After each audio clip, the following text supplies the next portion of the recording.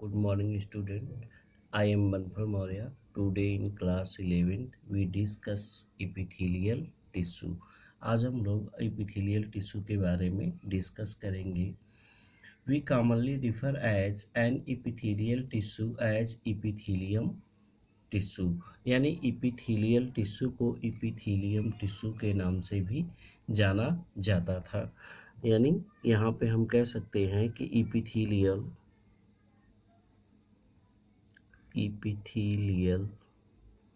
tissue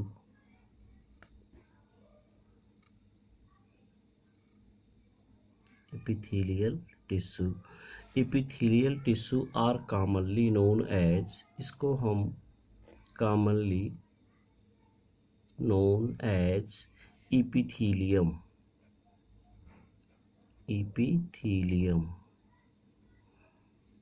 epithelial tissue को epithelium tissue के नाम से भी जाना जाता है. और जो टर्म एपिथेलियम है वो गिवन दिया गया था. वो किसके द्वारा दिया गया था? रुइस के द्वारा दिया गया था. हम ये कह सकते हैं the term epithelium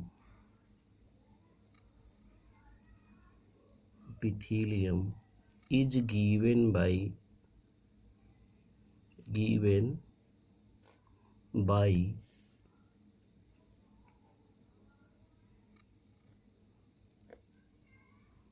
RUISH Ruiz के द्वारा दिया गया था. ठीक है ना. रुइस ने एपिथेलियम टिश्यू को नाम दिया था. ठीक है ना. इस प्रकार का टिश्यू जनरली किसी भी ये एपिथेलियम टिश्यू जो होते हैं, ये एपिथेलियम टिश्यू किसी भी सेल्स या मोस्ट ऑफ इंटरनल ऑर्गन के आउटर साइड में ये कवरिंग का काम करते हैं, या फिर हम कह सकते हैं कि ये लाइनिंग का काम करते हैं. तो ये हम कह सकते हैं कि the epithelial tissue take part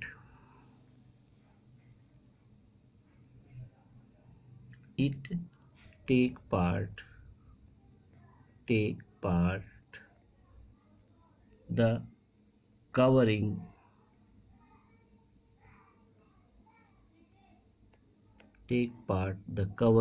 of most of body part, most of the body part. ये बहुत से बॉडी के जो पार्ट होते हैं उसके आउटर कवरिंग को बनाता है या आउटर लाइनिंग को बनाता है. एपिथेलियल टिश्यू में जो पाए जाने वाले सेल्स होते हैं वो सेल्स कंपैक्टली पैक्ड होते हैं. एपिथेलियल सेल्स में एपिथेलियल टिश्यू के पाए जाने वाले जो सेल्स होते हैं, इन दिस टाइप ऑफ टिश्यू, यहाँ पे हम कह सकते हैं इन this type of tissue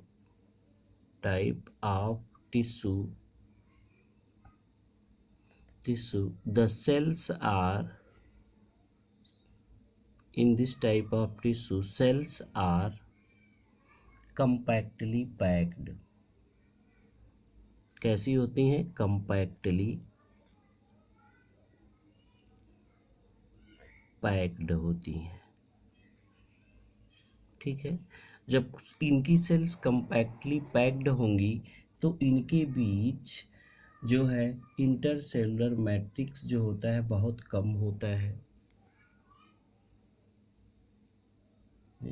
little intercellular matrix in this cells in epithelial tissue cell, epithelial tissue cells have little intercellular matrix, have little intercellular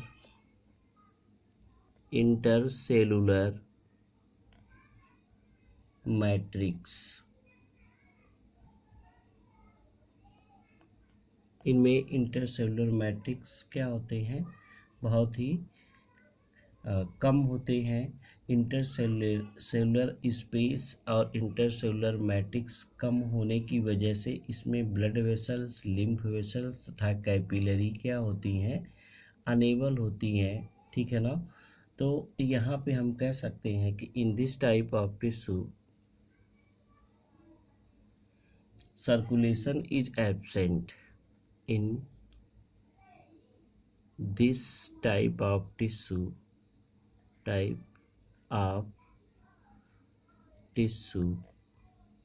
bracket में इपिथेलियल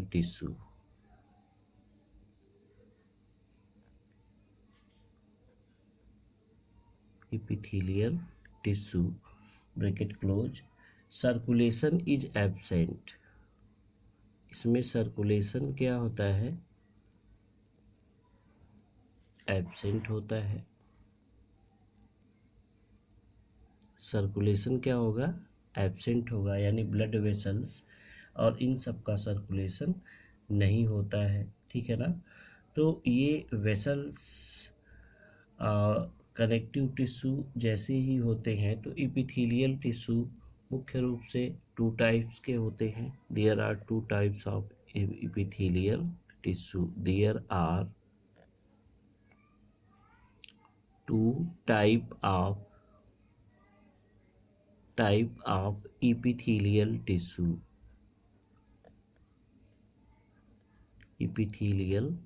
tissue, तो epithelial tissue कितने types के होते हैं, टू टाइप्स के होते हैं। एक को हम कहते हैं simple epithelial tissue, simple epithelial tissue, और दूसरा होता है, दूसरे को हम कहते हैं कंपाउंड इपिथेलियल टिश्यू।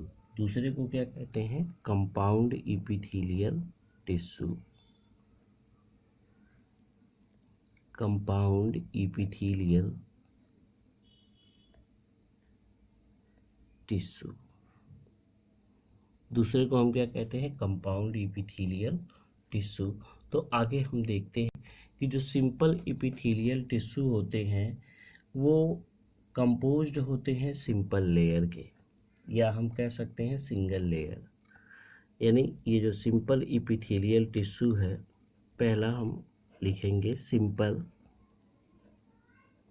इपिथेलियल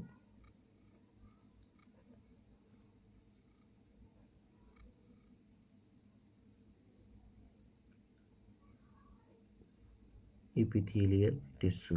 तो सिंपल इपिथेलियल टिश्यू में जो सेल्स पाई जाती हैं वो सिंगल लेयर की बनी होती हैं। यानी simple epithelial tissue it is made up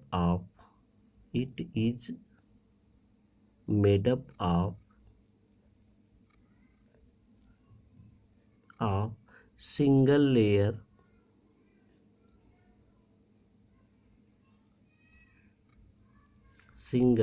ये इम्पोर्टेंट है, single layer of sales,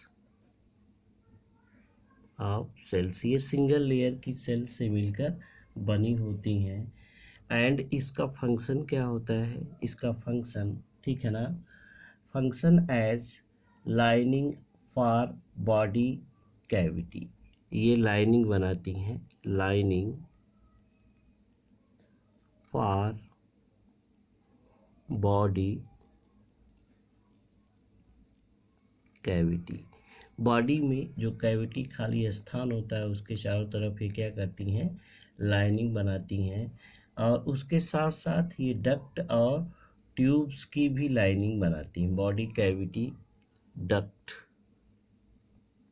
and tube, यानी ट्यूब लाइक जो स्ट्रक्चर होते हैं, यानी वेसल्स हम कह सकते हैं, इनकी आउटर लाइनिंग बनाती हैं, ठीक है ना।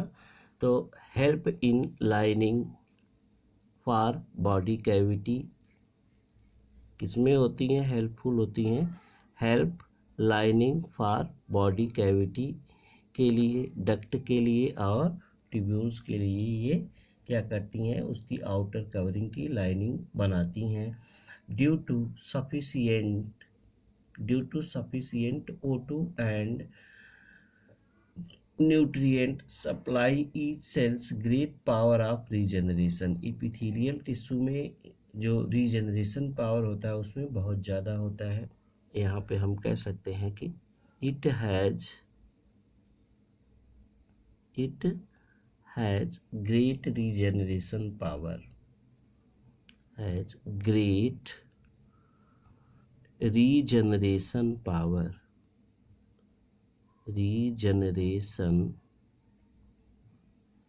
पावर, इपिथेलियल टिश्यू जो आउटर कवरिंग बनाती हैं वो सिंगल लेयर की होती हैं, उसमें ग्रेट रीजनरेशन पावर होता है। ऐसा क्यों होता है? दिस इज ड्यू टू, ऐसा इसलिए होता है कि इसमें O2 और न्यूट्रिएंट की सप्लाई क्या होती है, बहुत ही ज़्यादा होती है। It has great regeneration power, ठीक है ना। दिस इज ड्यू टू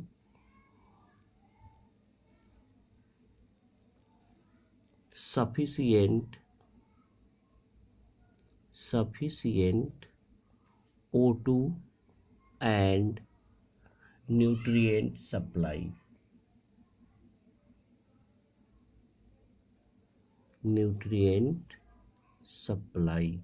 इसमें O2 और न्यूट्रिएंट सब्सटेंस की सप्लाई ज़्यादा होती है, इसलिए इनमें रीजनरेशन पावर ज़्यादा होता है। तो अब ये सिंपल इपिथेलियल टिश्यू भी कई भागों में डिवाइड किया गया है। तो सिंपल इपिथेलियल टिश्यू के ये क्या है, कैरेक्टर है, यानी simple epithelial tissue single layer की सेल्स के द्वारा बनाई जाती हैं और ये हेल्प करती हैं बॉडी कैविटी, डक्ट तथा ट्यूब्स को जो बॉडी में पाए जाते हैं उनकी आउटर कवरिंग के लिए। It has great regeneration power, इसमें ग्रेट रीजनरेशन पावर होता है। क्या होता है? ग्रेट रीजनरेशन पावर होता है, और ग्रेट रीजनरेशन पावर होने की वजह से इनमें कोई भी डैमेज हो जाता है तो तुरंत रिपेयर हो जाता है। तो simple epithelial tissue generally 3 kinds के होते हैं। कितने काइंड्स के? 3 काइंड्स के। एक को हम कहते हैं, फर्स्ट को स्क्वायमस,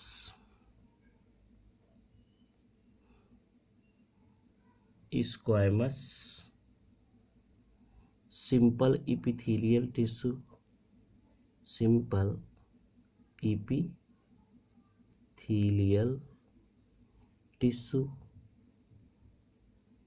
और दूसरा होता है, ठीक है, दूसरे को हम कहते हैं, उसको कहते हैं cuboidal epithelial tissue,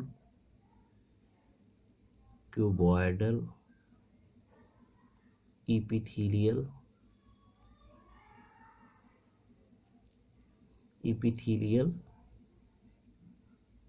tissue.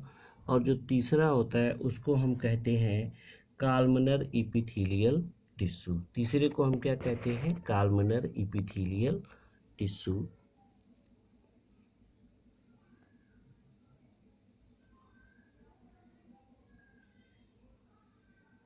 Columnar epithelial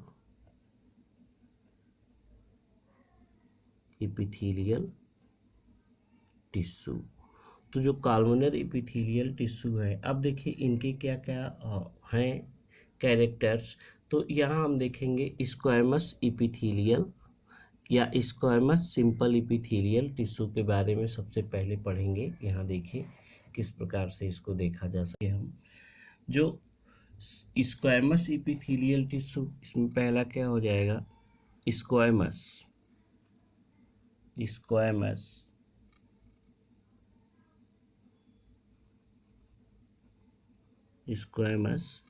epithelial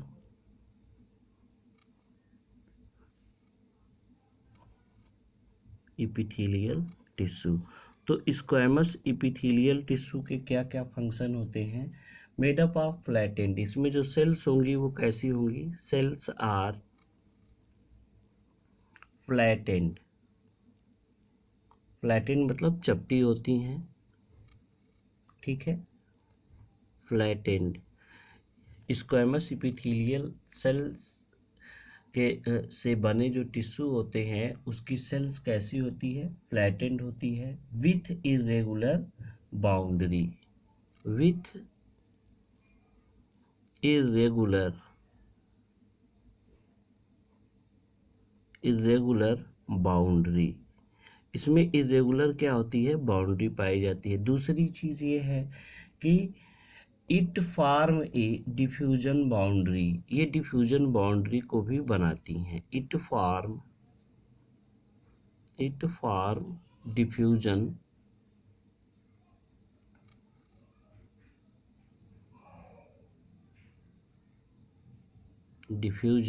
boundary, ये डिफ्यूजन बाउंड्री को भी बनाती हैं। इनका काम क्या होता है कि इनकी वॉल में ब्लड वेसल्स, एयर सैक, यानी ये पाई कहाँ जाती हैं?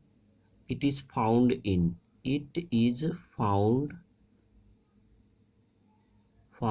इन, ये कहाँ कहाँ पाए जाते हैं? स्क्वैमस इपिथेलियल टिश्यू कहाँ कहाँ पाए जाते हैं? तो वो पाए जाते हैं आपके वॉल ऑफ ब्लड वेसल्स,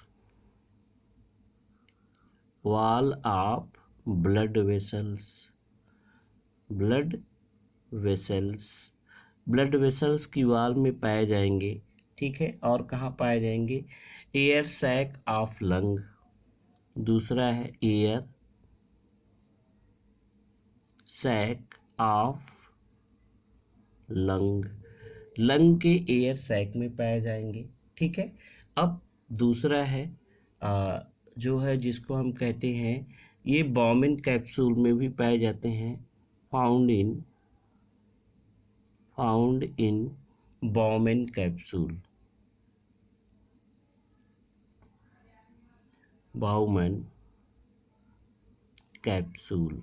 ये बाउमेन कैप्सूल में भी क्या होते हैं? पाए जाते हैं। तो ये आप देखें कि ये यहाँ क्या होते हैं? पेरिटोनियम प्लूरल या पेरिकार्डियम भी इसी के द्वारा घिरा होता है, यानी पेरिकार्डियम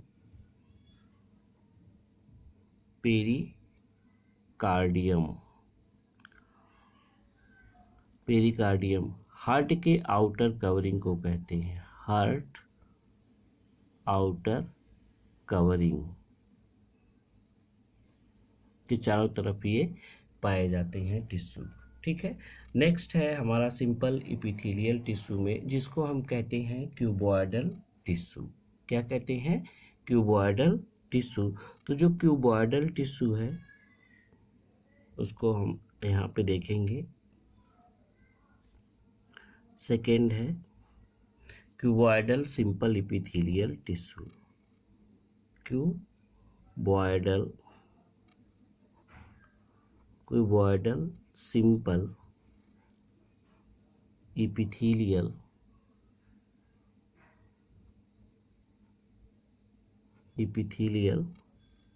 टिश्यू। तो क्यूबॉइडल सिंपल इपिथेलियल टिश्यू ये कहाँ पाए जाते हैं? मेडअप, इनकी जो सेल्स होती है उनका शेप कैसा होता है? The cells of cuboidal epithelial tissue, यानी it is made up of cube like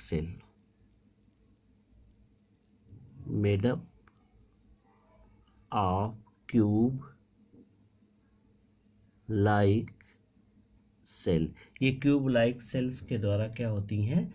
बनाई जाती हैं, ठीक है ना। अब इनका मेन फंक्शन क्या होता है? इनका मेन फंक्शन यही होता है कि ये सिक्रीशन और एब्जॉर्प्शन में हेल्प करती हैं।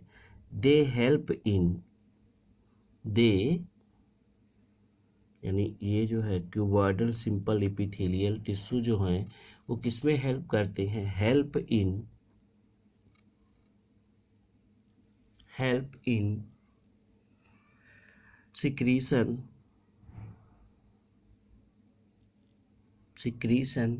एंड एब्जॉर्प्शन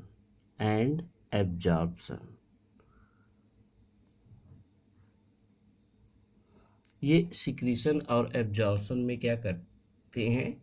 हेल्प करते हैं। तो cuboidal epithelial tissue found in, यहाँ पे हम सब कह सकते हैं कि क्यूबॉइडल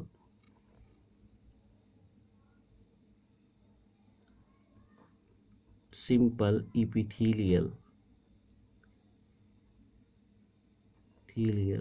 टिश्यू फाउंड इन ये पाए कहाँ जाते हैं? तो ये मुख्य रूप से पाए कहाँ जाएंगे, आपको हम बता दें कि duct of gland, in duct of gland, in duct of gland, gland की डक्ट में ये पाए जाएंगे, ठीक है ना। और ट्यूबुलर पार्ट ऑफ नेफ्रॉन, दूसरा कहाँ पाए जाएंगे? ट्यूबुलर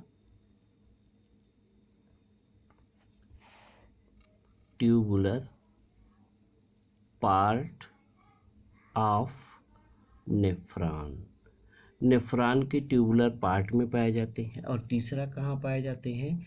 ये जर्मिनल इपिथेलियल ऑफ गोनैड, ये जर्मिनल इपिथेलियम में भी पाए जाते हैं, जर्मिनल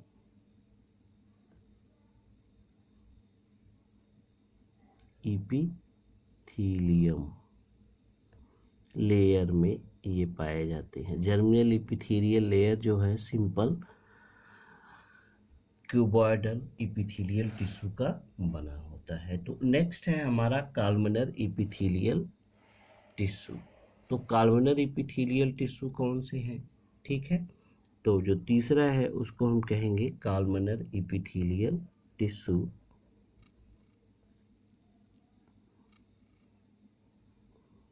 कॉलमनर इपिथेलियल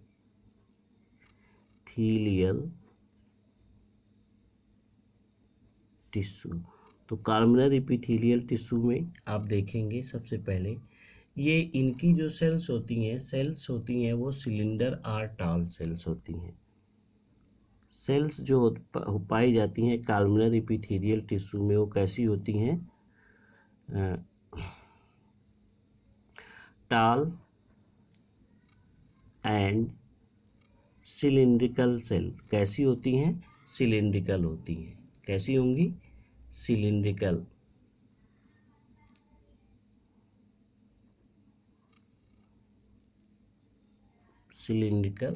सेल्स होंगी हैं। अब इसमें there nuclei are located at the base, और इनमें इन सेल्स में जो न्यूक्लियस पाया जाएगा at the base, and nucleus present at the base, उसके बेस पर क्या होता है? पाया जाता है।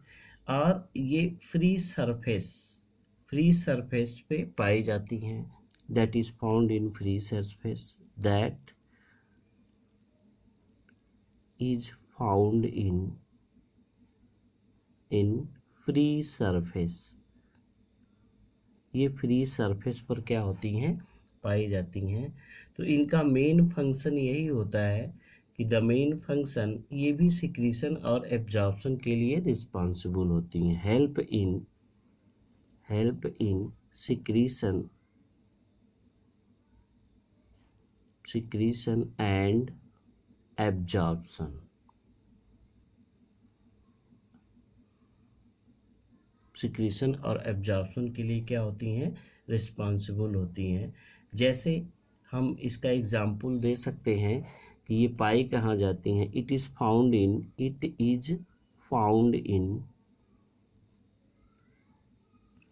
इन lining of stomach and intestine, found in lining of stomach and intestine, ये स्टमक और इंटेस्टाइन की लाइनिंग में बनाने में काम करती हैं।